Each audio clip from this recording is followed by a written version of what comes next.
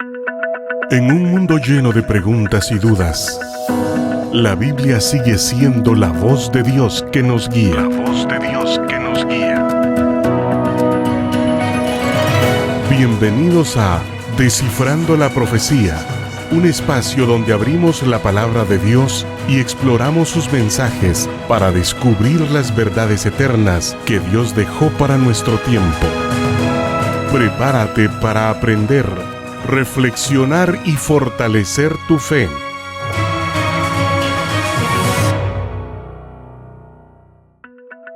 Queridos amigos, nuevamente bienvenidos a un episodio más de Descifrando la Profecía. Junto con Moisés, cada vez que grabamos nos ponemos contentos, estamos emocionados, estamos felices de compartir con cada uno de ustedes por los comentarios, por las visualizaciones, porque nos escuchan a través de la emisora radial o a través de Facebook, YouTube. Gracias por ser parte de este programa. Moisés, bienvenido, ¿cómo estás? Gracias, muy bien, aquí contento nuevamente de estar contigo y disfrutar también el estudio de la palabra de Dios. Me gustaría que oraras para comenzar. Claro que sí, empezamos con una corta oración. Señor y Padre, gracias porque eres un Dios de amor y alguien que está buscando siempre a tu pueblo, a tus hijos. Así que hoy, a través de este estudio, queremos que lo sigas haciendo, Señor, y que alcances a través del estudio de tu palabra a esas personas que tú quieres alcanzar y que las personas que les llegue este mensaje, este programa, tengan oídos humildes para escuchar tu voz y prestar atención a tus llamados. Acompáñanos, te lo pedimos, en el nombre de Jesús. Amén.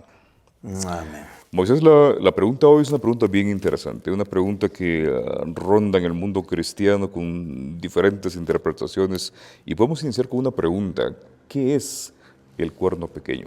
¿Qué puede representar? ¿Cómo lo podríamos explicar? ¿Qué significa? ¿Qué significa? Bueno, quizás de las figuras que vemos en el libro de Daniel, más controversiales,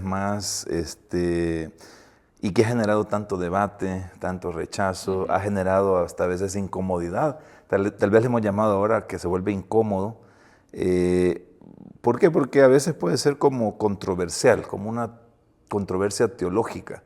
Y nos referimos al cuerno pequeño. ¿Dónde lo encontramos? Bueno, si nos vamos al libro de Daniel, aparece en Daniel capítulo 7, Daniel capítulo 8, y me gustaría que tal vez tú nos relataras por dónde está y qué dice la Biblia en cuanto a esto. La primera vez que se menciona los cuernos, por ejemplo, es en el capítulo 7, versículo 7, y lo hace en el contexto de la cuarta bestia, la bestia que estudiábamos en el capítulo pasado. El profeta Daniel dice lo siguiente: seguí mirando la visión de la noche y vi una cuarta bestia. Esta la decíamos en el capítulo pasado que representaba el Imperio Romano. ¿Sí? Eso quiere decir que por consiguiente estamos en el contexto del Imperio Romano. Las características de esta bestia, como lo decíamos en el capítulo pasado, era espantosa, terrible y muy fuerte. Tenía grandes dientes de hierro, devoraba, destrozaba y pisoteaba las obras con sus pies. Era muy diferente de todas las bestias anteriores y tenía, aquí donde lo dice Daniel, tenía 10 cuernos. ¿Sí? Eso quiere decir que Roma, en algún momento de su historia, iba a tener 10 cuernos. ¿Y qué podían representar estos cuernos? Sino más que también otros reinos pequeñitos, ¿verdad?, dentro de un reino mayor, ¿sí? Luego sigue diciendo el profeta: mientras yo contemplaba los cuernos, que estamos diciendo que eran otros reinos más pequeños, vi que otro cuerno pequeño, y aquí es donde entra ese cuerno pequeño, esa es la famoso palabra, cuerno pequeño en escena, subió entre ellos. Eso quiere decir que si subió entre ellos, este cuerno pequeño también tiene un origen dentro del Imperio Romano. ¿Sí? Correcto. No lo podríamos ubicar. Nace del seno. Exactamente. Romano. Hay otras versiones, si no estoy mal, que podrían interpretar que es un cuerno que surge exactamente desde la pequeñez. Mi versión dice que salía entre ellos. O sea, está creciendo. Entre ellos. Era un cuerno pequeño, pero se iba a crecer, ¿sí?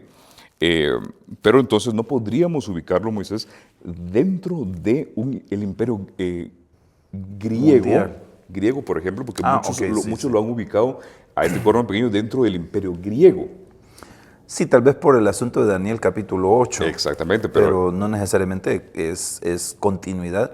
Aunque hablamos de un imperio greco-romano, porque hay muchas cosas que los romanos heredaron de los griegos, pero no necesariamente porque, o sea, si nosotros vemos ahora, tenemos lo de todos los imperios anteriores. Algo tenemos que heredamos de, pero no necesariamente nace de ese imperio, porque aquí dice salía entre ellos. Entre ellos, significa que surgió en medio de ellos, de ese imperio. Ahora que mencionas esto, fíjate que hay un escritor español que se llama José María Laguna, Sí, sí. ¿sí? En su libro de la Historia de la Comunidad Europea, él dice exactamente eso, que nuestra cultura occidental tiene como origen, dice él,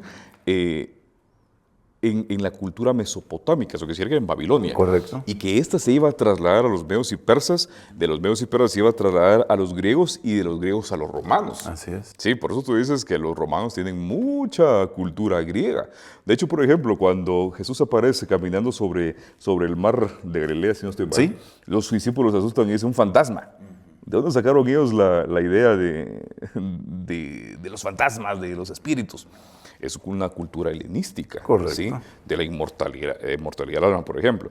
Pero entonces podemos ubicar a este cuerno pequeño no dentro de un imperio griego como tal o dentro de la época en que los griegos gobernaron, sino que surge dentro del imperio romano, ¿sí? Su fuente, su origen nace dentro del imperio romano, luego sigue diciendo, porque subió entre ellos, y delante de él, o sea, delante de este cuerno pequeño, fueron arrancados 3 de los primeros cuernos o reinos. Este cuerno, dice, tenía ojos como de hombre y una boca que hablaba con gran arrogancia. Estas características son bastante interesantes. Y específicas. Y específicas. O sea, no son vagas, no está dando como, bueno, si ustedes pueden interpreten, ¿verdad? A su manera, sino a su gusto, sino que dice A, B, C, tiene estas características. La pregunta aquí podría ser entonces, si hemos estado viendo la historia, ¿será que la historia corrobora exactamente lo que nosotros estamos diciendo, Moisés? Bueno, Daniel no deja nada vago ni a la especulación. O sea, él aclara desde el mismo momento las características, porque estábamos hablando, Daniel capítulo 2 es bien escueto, ¿verdad? Pero luego se amplía, Daniel capítulo 7, Daniel capítulo 8 se amplía, pero lo interesante de este caso es de que está hablando del carácter en sí de ese cuerno, cuáles son esas características para identificar ese cuerno. Y por eso es identificable, porque las evidencias históricas son irrefutables. Y ya vamos a ir identificando poco a poco cada una de ellas. Pero tú has dicho algo muy importante. Primero, surge del Cuarto Imperio Romano. Número 1, eso debemos de tenerlo claro. Porque dice que salía entre ellos, dice Daniel capítulo 7, versículo 8. Entonces, la primera característica es que surge del Imperio Romano. Así es que debe surgir después de Roma pagana, no antes. De la imperial, ajá. De la imperial, correcto. Tiene que surgir después de.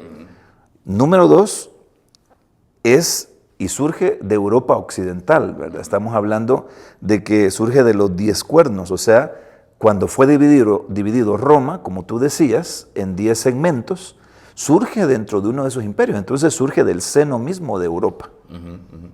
Surge después de Roma pagana, surge de en medio de Europa, porque surge entre los 10 cuernos, surge entre ellos, dice. Ese es otro elemento importante. Y, ¿sabes qué? Ahorita que mencionas esto, a mí me fascina la historia, me encanta la historia. Me considero un amante de la historia. Y exactamente cuando uno lee la historia romana, pasa lo que tú estás diciendo o lo que la Biblia dice con relación a esto. Claro. ¿Por qué? Por ejemplo, cuando en el famoso concilio, se me olvidó el nombre, de Constantino. ¿Trento? ¿Constantinopla? No. Se me olvidó el nombre de este concilio, el que le llamaron el primer concilio ecuménico, donde Arrio es expulsado por su doctrina de que Cristo era un ser creado, ¿sí? Lo curioso es que Arrio va... El concilio de Nicea, gracias. Cuando Arrio se va porque es desterrado de Roma, Arrio se va a los alrededores de Roma, cae exactamente donde están estas tribus, Sí, estos 10 cuernos que dice la profecía. Sí, sí. ¿Sí? Y Arrio, buen evangelista, llevó su doctrina a los alrededores de Roma. ¿Sí? Cuando estos imperios, estos 10 cuernos, empiezan a invadir la Roma occidental, ¿sí? Sí, la Roma oriental sería la Roma oriental, y derrocan el 4 de septiembre del 476 después de Cristo a este famoso rey, se me olvidó el nombre del rey también, pero fue Odoacro, el rey de los Érulos, si no estoy mal, el que invade o dirige la conquista de la Roma oriental. Exactamente Roma se divide en 10, ¿sí? Parece interesante porque, como lo decíamos en el capítulo pasado, no se dividió en 8, en 7, en 6, en 5, ni en 14, ni en 15, sino exactamente en 10. Las famosas 10 tribus bárbaras. Las famosas 10 tribus bárbaras. Y si bien es cierto, hay diferentes listados, y podríamos resaltar que el mismo Sir Isaac Newton tiene un listado bien interesante cuando él comenta sobre las profecías de Daniel y Apocalipsis. ¿Sí? El punto acá es que Roma se divide exactamente dentro de 10, ¿sí? Y estando Roma dividido en 10, entonces tendríamos que ubicar que este cuerno pequeño tendría que comenzar a salir exactamente cuando ya estas 10 tribus bárbaras ya han conquistado gran parte del Imperio Romano. ¿Sí? Correcto. ¿Cómo lo podríamos interpretar? Porque la historia tiene que ser nuestra base, nuestra guía. La Biblia y la historia creo que van de la mano, no se pelean. Yo nunca he encontrado una parte donde la Biblia esté peleada con la historia. Siempre van de la mano. Entonces, hay un sistema que se encuentra exactamente en Roma para esa época. Lo vamos a mencionar una sola vez, porque no nos queremos concentrar tanto en eso, sino que en demostrar que efectivamente la historia se dio así. Cuando la Iglesia Católica Romana se vio rodeada por las tribus bárbaras, y más que todo por la doctrina arriana, ¿sí? Ellos se sintieron más que todo como una especie de islote, rodeado en medio de todas esas tribus arrianas. Entonces, hasta ese momento la Iglesia era pequeña, ¿sí? Pero obtuvo el poder, ¿sí? El poder civil, porque tú lo decías en el capítulo pasado, que se iba a dar una mezcla política religiosa, ¿sí? Y exactamente reciben el poder político, ¿sí? Y obtienen el poder para poder defenderse de las otras tribus bárbaras que se encontraban a los alrededores ya de Roma. Y exactamente, mira que la historia es tan hermosa, tan interesante, tan linda, tan perfecta, que cuando la Iglesia Católica comienza a surgir, a obtener poder, exactamente destroza a 3 reinos. No, y lo dice el versículo 8, ¿verdad? Ajá. 3 cuernos fueron arrancados. Históricamente los érulos, los vándalos y los ostrogodos, ¿verdad? Y esto no fueron 2, no fueron 4. No, y ocurre más o menos entre el siglo V y el siglo VI. Y esa es otra característica, ¿verdad? Que ese cuerno pequeño surge entre medio de esos 10. Dice que 3 cuernos son arrancados, o sea, la hegemonía surge y demuestra su poder, su fuerza, históricamente, con esas 3 tribus que fueron prácticamente aniquiladas. Y eso significa de que continuamos con el cumplimiento, porque además de eso dice, tiene ojos como de hombre, indicando inteligencia, indicando sagacidad, liderazgo humano, un sistema bien organizado, un sistema estructurado. Estamos hablando de un sistema ya no solo político, sino que ahora se extiende a algo religioso, por eso es diferente y por eso la Biblia se concentra en que, wow, o sea, ese cuerno pequeño es especial, hay algo ahí que tiene esas características y dice también que habla grandes cosas contra Dios. O sea, en pocas palabras, como dice Daniel 7:25, hablará palabras contra el Altísimo. Ajá. O sea, estamos hablando de prerrogativas divinas, asumir autoridad suprema, decidir sobre el destino inclusive de las personas. Y todo esto pues tiene base porque podemos ver que este poder político, ahora religioso también, o religioso que es político, o viceversa, vemos nosotros de que sí, también tiene esos elementos. Además dice el versículo 25 que a los santos del Altísimo quebrantará. O sea, hay una persecución. Históricamente, durante la Edad Media estamos hablando de 1260 años, donde más de 70 a 120 millones de cristianos murieron por motivos religiosos, por estar en contra quizás del dogma, y entonces en ese sentido todo el que no estaba de acuerdo estaba en contra y por lo tanto sufría las consecuencias. Y no solo eso, dice Daniel 7:25, pensará, dice, en cambiar los tiempos y la ley. O sea, pretende, correcto, no dice que la cambia, sino que pretende hacerlo. Porque no puede cambiarse la ley de Dios. Es eterna. Es eterna, correcto. Y la Escritura es inamovible, es una roca. Y al final esto apunta directamente a un intento de modificar la ley divina con el propósito de poderse apropiar también y tener las prerrogativas divinas para poder ejercer, ¿verdad?, autoridad sobre las personas.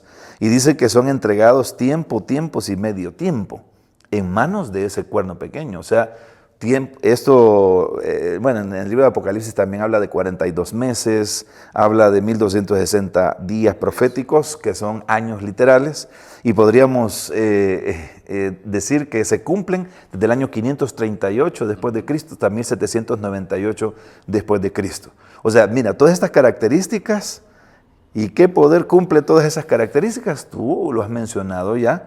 Y ningún individuo, ningún gobierno secular, ningún anticristo futuro, o sea, es una institución histórica.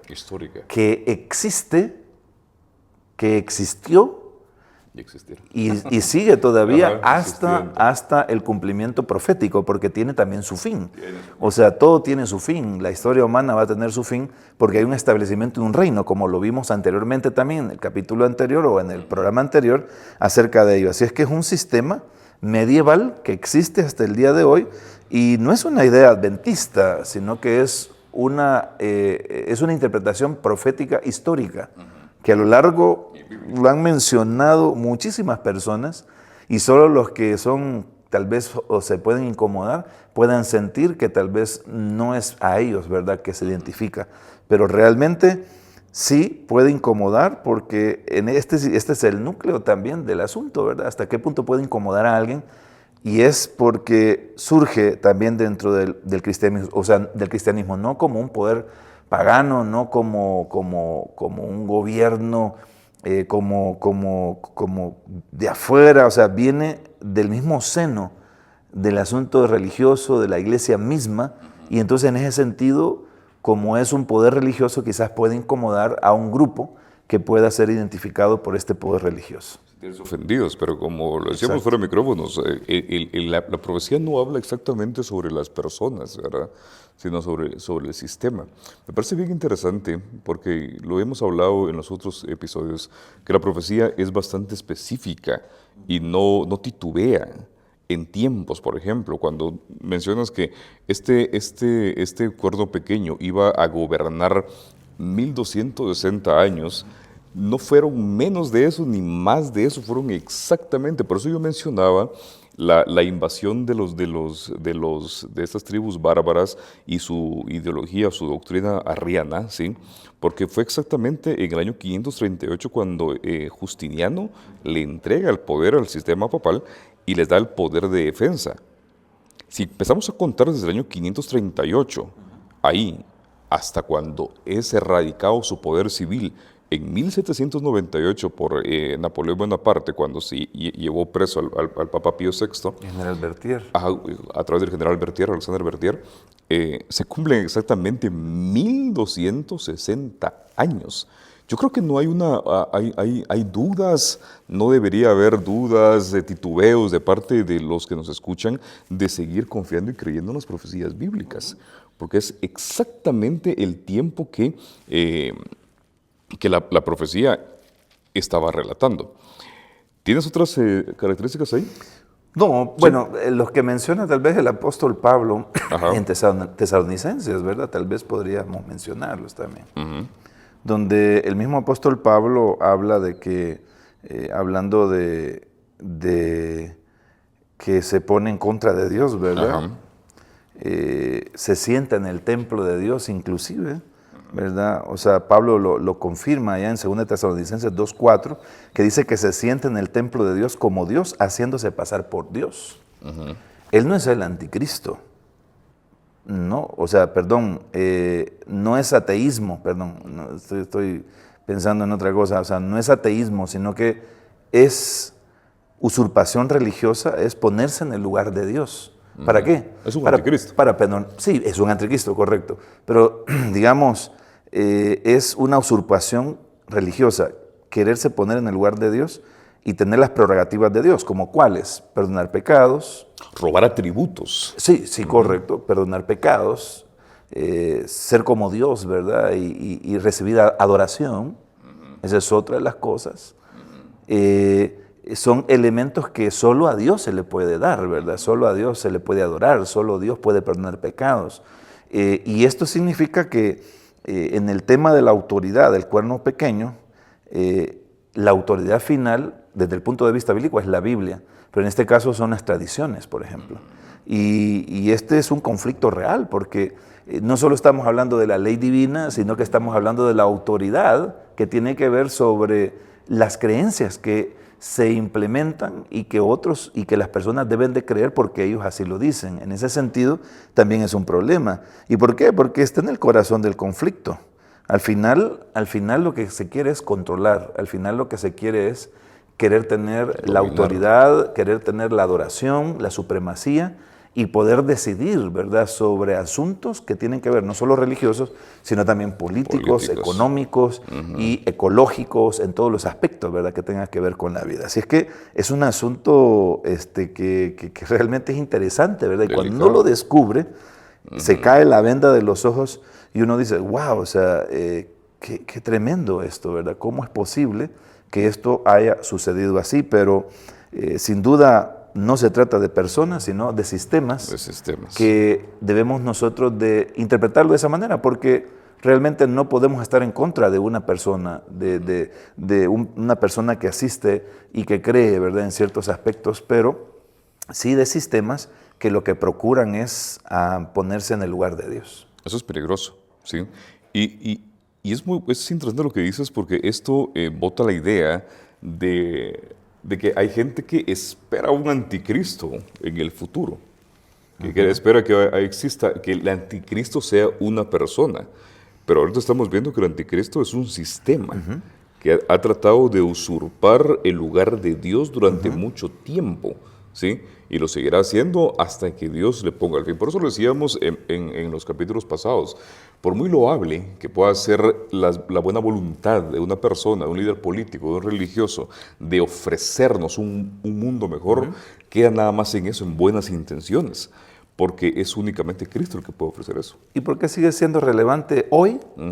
Porque nos alcanza hasta nuestros días. O sea, el cuerno pequeño no desaparece. Daniel capítulo 7 dice, hasta que vino el anciano de días. Hasta ahí llega. O sea, es decir, su influencia continúa hasta el final. Y hoy se manifiesta de maneras distintas, pero dice que va a tener un fin hasta que el anciano de días, hasta que vino el anciano de días. Así que podemos decir en conclusión que el cuerno pequeño pues surge de Roma, surge del mismo seno de Europa, surge entre 10 cuernos, destruye 3 cuernos. Estamos hablando de un poder político religioso que tiene características de reemplazar a Dios, ¿verdad? De reemplazar la palabra por la tradición, de tocar la ley de Dios, de tratar la manera de usurpar, ¿verdad?, adoración. Y es un conflicto, el conflicto entre el bien y el mal inclusive, y no es un ataque a una iglesia, es una advertencia de Dios, que tengamos cuidado también en este tiempo final. ¿Por qué? Porque el conflicto final no será entre religiones, sino el conflicto final es entre Cristo y Satanás, y quién se lleva la adoración, a quién nosotros vamos a rendirle la honra y la gloria.